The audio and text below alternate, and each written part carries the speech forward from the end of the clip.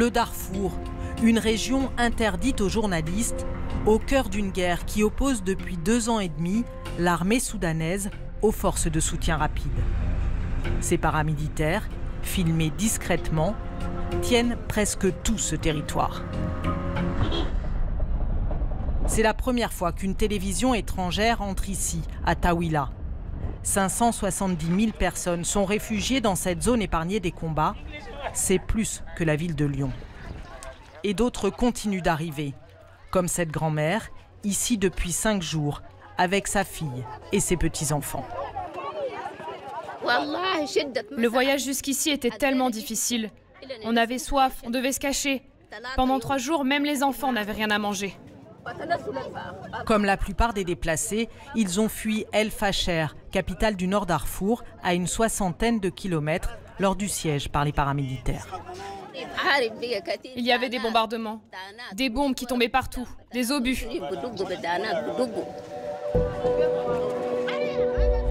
Ces populations déplacées dépendent pour l'essentiel d'une aide alimentaire insuffisante.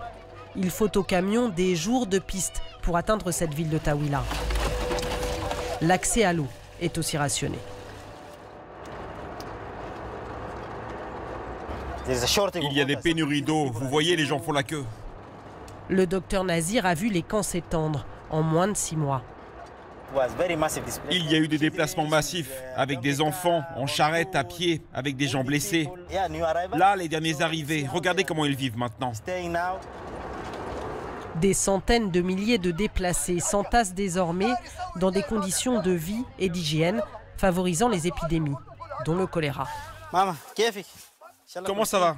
J'espère que ça va mieux. Allonge tes jambes. Plus de 1700 patients ont été pris en charge dans cette unité de traitement du choléra par l'ONG médicale Alima.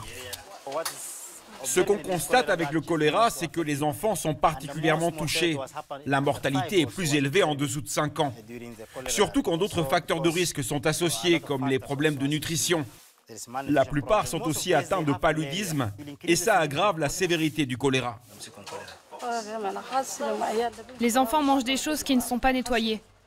Lui est tombé malade il y a 4 jours. Et en plus, il a le palu. Les épidémies ne sont pas les seuls maux à soigner ici. Faiza Abdallah, elle-même réfugiée, aide les femmes à surmonter les traumatismes psychologiques. Bonjour, comment ça va? Ces jeunes femmes et leurs familles ont été victimes des paramilitaires sur la route de l'exil. Beaucoup d'hommes armés sont arrivés. Nous n'étions pas assez forts pour nous opposer à eux. Ils ont essayé de séparer les femmes, mais nous avons refusé. Moi, mon mari est mort. Ils l'ont tué. Elles acceptent de parler de leur viol sans prononcer ce mot tabou. Nous avons dû les suivre. Et ce qui est arrivé est arrivé. C'est arrivé et ils nous ont abandonnés là, au bord de la route, dans le noir. Certaines femmes viennent nous voir, mais beaucoup se cachent. Elles ne viennent pas, elles n'osent pas. Une commission d'enquête des Nations Unies sur le Soudan accuse les 2 camps, forces gouvernementales et paramilitaires, de cibler délibérément les populations civiles. Leur dernier rapport parle d'atrocités, de crimes de guerre et pour les paramilitaires, de crimes contre l'humanité.